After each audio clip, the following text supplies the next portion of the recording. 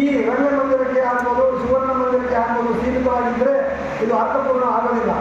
ದಯವಿಟ್ಟು ಬಂಧುಗಳೇ, ಸ್ನೇಹಿತರೆ, ಅಣ್ಣನಗಳೇ, ಈ ಸರ್ಕಾರ ಈ ಒಂದು ವೇದಿಕೆಯನ್ನು ನಿರ್ಮಾಣ ಮಾಡೋದು ಎಲ್ಲ ಹಿಂದುಳಿದ ವರ್ಗಗಳು, ಶೋಷಿತ ವರ್ಗಗಳು ಒಂದಾಗಿ ಈ ಸಮಾಜದ ಮುನ್ನುಡಿಗೆ ಅವರು ಬರಲಿ ಅನ್ನೋ ಉದ್ದೇಶದಿಂದ ನಾವೆಲ್ಲ ಇವತ್ತೇನೋ ಸೇರಿ ಯಾವುದೋ ಒಂದು ಕಾರ್ಯಕ್ರಮ ಮಾಡಿ ಹೋಗಲಿಕ್ಕೆ ಸೀಮಿತವಾಗಿದ್ದೇವೆ.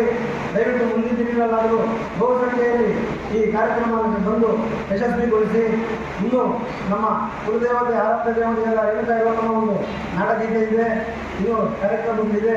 ನೀವೆಲ್ಲ ತಾಳ್ಮೆಯಿಂದ ಇದ್ದರೆ ಅದು ಕೂಡ ನೀವು ನೋಡ್ಬೋದು. ಹಾಗೆ ಮುಂದಿನ ದಿನಗಳಲ್ಲಿ ಒಟ್ಟಾರೆ ನೀವು ನಮ್ಮ ಜೊತೆ ಇದ್ದರೆ, ಇಲ್ಲಿ ಬೆಳಗ್ಗೆನೇ ನಾವು ಕೆಲವು ಮನವಿಗಳನ್ನು ಬಂದಿದ್ದೀವಿ, ನಮ್ಮ ಜೊತೆ ಕೈ ಜೋಡಿಸಿದ್ರೆ ಅದು ಕೂಡ ಒಂದು ಸಮುದಾಯ ಭವನ ಆಗ್ಬೋದು. ಈ ಒಂದು ನಗರದಲ್ಲಿ ಆ ಮಹನೀಯರ ಹರಿಕಾರದ ಒಂದು ವೃತ್ತಕ್ಕಾಗ್ಬೋದು, ಒಂದು ರಸ್ತೆಗಾಗ್ಬೋದು, ಒಂದು ನಾಮಕರಣ ಮಾಡಿ ಅಂತ ಕೇಳ್ಕೊಂಡಿದ್ದೀವಿ. ನೀವು ಮುಂದಿನ ದಿನಗಳಲ್ಲಿ ನಮ್ಮ ಜೊತೆ ಕೈ ಜೋಡಿಸಿ ಅವ್ರನ್ನ ಒಂದು ಒತ್ತಾಯ ಮಾಡಿದ್ರೆ ಮಾತ್ರ ಅವೆಲ್ಲ ಆಗುತ್ತೆ. ಇಲ್ಲಾಂದರೆ ಯಾರು ಏನು ಅವ್ರು ಹಾಗೆ ಅವ್ರು ಯಾವುದೂ ಮಾಡೋದಿಲ್ಲ. ಗೊತ್ತಿರೋದೆ ಈ ಸರ್ಕಾರದಲ್ಲಿ ಏನು ಕೆಲಸಗಳಾಗಬೇಕಂದ್ರೂ ಅಷ್ಟೇ. ಇದು ನಮ್ಮ ಸಂಸ್ಕೃತಿ ಅಲ್ಲ. ನಮ್ಮ ಅಂಥ ಮಹನೀಯರ ಇವತ್ತು ನಾವು ಇಲ್ಲಿ ಸೇರಬೇಕಂದ್ರೆ ಏನು ಕಾರಣ ಇರುತ್ತೆ? ಅವರ ಒಂದು ಅಪ್ಪಣೆ ಇದ್ದಿದ್ರೆ ನಾವು ಯಾರು ಇಲ್ಲಿ ಸೇರಕ್ಕೆ ಆಗ್ತಾ ಇರಲಿಲ್ಲ. ಯಾವ ದಿನ ನಿಮ್ಮನ್ನು ಕರೆದಿದ್ರು? ಇವತ್ತು 5 ವರ್ಷ ಆಯಿತು, 6 ವರ್ಷ ಆಯಿತು. ಇದೇ ಮಾನ್ಯ ಮುಖ್ಯಮಂತ್ರಿಗಳು ಆಚರಣೆ ಮಾಡಿದ್ರು ಈ ಕಾರ್ಯಕ್ರಮ. ಇಂಥ ಸಮಾಜದಲ್ಲಿ ಸುಮಾರು ಕಾರ್ಯಕ್ರಮಗಳನ್ನು ರೂಪಿಸ್ಕೊಟ್ಟವ್ರೆ. ಆದರೆ ನಾವು ಅದನ್ನು ಕೈ ಜೋಡಿಸಿ ಅವರಿಗೆ ಸಹಕಾರ ಕೊಡೋದಾದರೆ ಅದು ಸರಳವಾಗಿ ಹೋಗುತ್ತೆ. ಕಾರ್ಯಕ್ರಮ ಯಾವುದು ನಿಲ್ಲೋದಿಲ್ಲ, ಯಾವುದು ಹೆಸರು ಕೊಡೋಕ್ಕಾಗೋದಿಲ್ಲ. ಅವರ ಮಹನೀಯರ ಹೆಸರನ್ನು ಕೂಡ ಅವ್ರು ಏನು ಅವರು ಯಾವುದೂ ನಮಗೆ ಬೇಡ ಅಂತ 74 ವರ್ಷ ಬದುಕಿದ್ರಲ್ಲಿ 50 ವರ್ಷದ ಜೀವನ ಇದಕ್ಕೆ ಸಮಾಜಕ್ಕೆ ಆಗಿನ ಕಾಲದಲ್ಲಿ ಏನು ಸಡಿಲಾಗದೆ ಅವ್ರು ಯಾವುದು ನಮ್ಮ ಜೀವನ, ಆಧ್ಯಾತ್ಮಿಕ ಜೀವನ ಬಿಟ್ಟು ಈ ಒಂದು ಶೋಷಿತರ ಒಂದು ಏಳಿಗೆಗೆ ಅವರು ಶ್ರಮಿಸಿದ್ದಾರೆ. ಅಂದರೆ ನಾವು ಯಾವುದಾದ್ರೂ ಒಂದು ಚಿಕ್ಕ ಕೆಲಸ ಮಾಡಿದ್ರೆ ನಮ್ಮ ಮುಂದಿನ ಮಕ್ಕಳಿಗೆ ಅದು ನಾವು ಬಿಟ್ಕೊಡೋಕ್ಕಾಗುತ್ತೆ.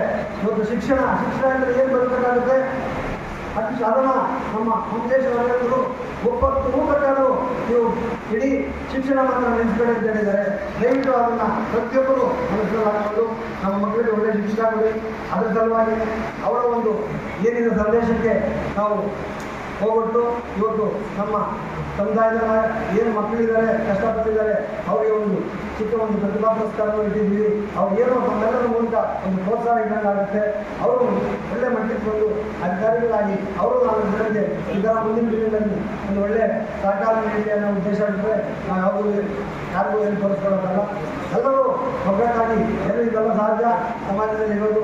ಈಗಲಾದರೂ ಇಲ್ಲಿಗೆ ಬಿಟ್ಟು ಮುಂದಿನ ದಿನಗಳಲ್ಲಿ ನಿಮ್ಮ ಒಬ್ಬರ ಇಂದ ಒಂದು 4 ಜನ ನಮ್ಮ ಕೈಲಿದ್ದಾರೆ ಅನ್ನೋದು ಒಂದು ಮನಸ್ಸು ಮಾಡಿದ್ರೆ ಈ ರಂಗಮಂದಿರ ತುಂಬ ರಾಜ್ಯ ಹೋರಾಟ ಮೆರವಣಿಗೆ ಮಾಡೋದು ಏನು ದೊಡ್ಡ ಸಾಧನೆ ಏನಲ್ಲ, ಖಂಡಿತ ಮಾಡ್ಬೋದು.